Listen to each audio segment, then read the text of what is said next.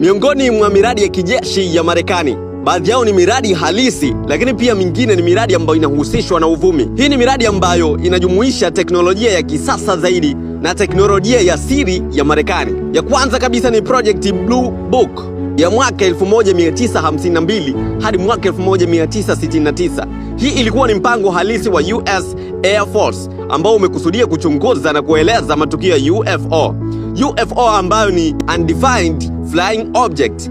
Ingawa serikali ilisema ya kwamba lengo kuu lilikuwa ni kujua iwapo UFO zilikuwa tishio kwa usalama wa taifa, wapo ambao wanadai ya kwamba ilikuwa ni sehemu ya kuficha ushirikiano wa siri na viumbe wa anga. Lakini pia project ya pili ni Project Mogul ambayo imeanzishwa mwaka 1947. Mpango huu wa kijeshi ulikuwa wa kutumia puto za hali ya juu kutambua majaribio ya nyuklia ya Soviet Union. Ulikuwa wa siri sana na mara nyingi umehusishwa na tukio maarufu kama vile Roswell, ambapo watu wengi walidhani ni ajali ya meli ya kigeni, lakini hii ni alien spacecraft. Project ya tatu ni Project MK Ultra ya mwaka 1953 hadi mwaka 1973. Hii ilikuwa ni operation ya CIA iliyojaribu kudhibiti akili za binadamu kwa kutumia dawa za kulevya, hypnosis pamoja na mbinu nyingine. Ingawa haikuhusiana moja kwa moja na teknolojia ya alien, inaweza kutumika katika msingi wa majaribio ya kisayansi kwa kushirikiana na viumbe wa anga, yaani aliens. Lakini pia project ya nne ni Project Aurora ambayo inadaiwa ilianzishwa miaka 1980 hadi miaka 1990. Huu ni uvumi na mpango wa siri ambao unaunda ndege za kivita zinazoweza kusafiri kwa kasi zaidi ya sauti, maarufu kama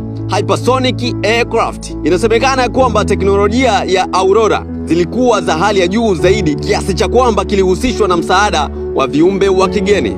Lakini pia project ya tano ni project ya Area 51 ambayo imeanzishwa mwaka 1947 mpaka sasa. Hii ni kituo cha majaribio ya siri ya kijeshi ambacho kinajulikana kama Homing Aircraft au Groom Lake. Area 51 imekuwa ikihusishwa na teknolojia za kigeni kwa miongo kadhaa, hasa baada ya tukio la Roswell na kushuhudia watu waliodai kuona UFO wakiwa karibu na eneo hilo. Lakini pia ipo Strategic Defense Initiative ambayo imeanzishwa mwaka 1983 mpaka mwaka 1993, maarufu kama Star Wars. Hii ilikuwa ni mpango wa kijeshi wa Reagan Administration uliolenga zaidi kuunda mfumo wa ulinzi wa kombora la kutumia teknolojia ya hali ya juu zaidi, ikiwa ni pamoja na silaha za lasers na satellite. Wapo ambao wanadai ya kwamba baadhi ya teknolojia zilitumika kutokana na ushirikiano wa siri wa Marekani na viumbe hawa wa anga ambao ni aliens. Lakini pia ipo project ya SAPO ambao ni SERPO. Inadaiwa kuwa ilianzishwa mwaka 1965 mpaka miaka ya 1980. Hii hapa ni hadithi ya uvumi ambayo inasemekana ya kwamba Marekani ilifanya ubadilishanaji wa kiutamaduni wa viumbe wa kigeni kutoka sayari inayoitwa SAPO. Kulingana na uvumi huo, binadamu kadhaa walitumwa SAPO na aliens walileta teknolojia ya kisasa zaidi duniani. Lakini pia project ya 8 ni Project HAARP, yaani High Frequency Active Aurora Research Program. Mpango huu ulianza mwaka 1993. Ulikuwa unahusisha utafiti wa mawasiliano masafa marefu kwa kutumia mawimbi ya umeme, yaani ionosphere research. Wengine wamehusisha HAARP na teknolojia ya viumbe wa kigeni kwa sababu ya uwezo wake wa kuathiri hali ya hewa pamoja na mawasiliano. Lakini pia kuna Operation Paperclip ya mwaka 1945 mpaka mwaka 1959. Baada ya vita kuu ya pili ya dunia, Marekani iliwachukua wanasayansi wa Ujerumani wa Nazi, ikiwa ni pamoja na wataalamu wa rocket kama vile Wernher von Braun, ili kusaidia katika miradi ya anga na teknolojia za kijeshi.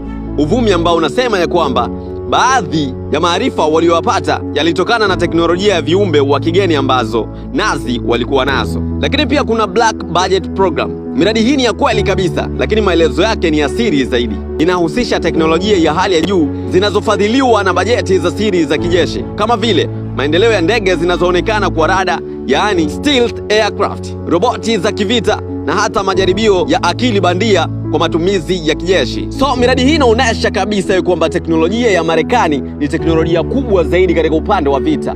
Unaweza ukanipanga hapa kwenye uwanja wa comment, ni kitu gani ambacho wewe unahisi Marekani anataka kutengeneza ambacho kinaweza kikamfanya yeye kuwa mfalme wa kivita zaidi? Nipange hapo kwenye uwanja wa comment. Mimi naitwa Jitu 1TZ.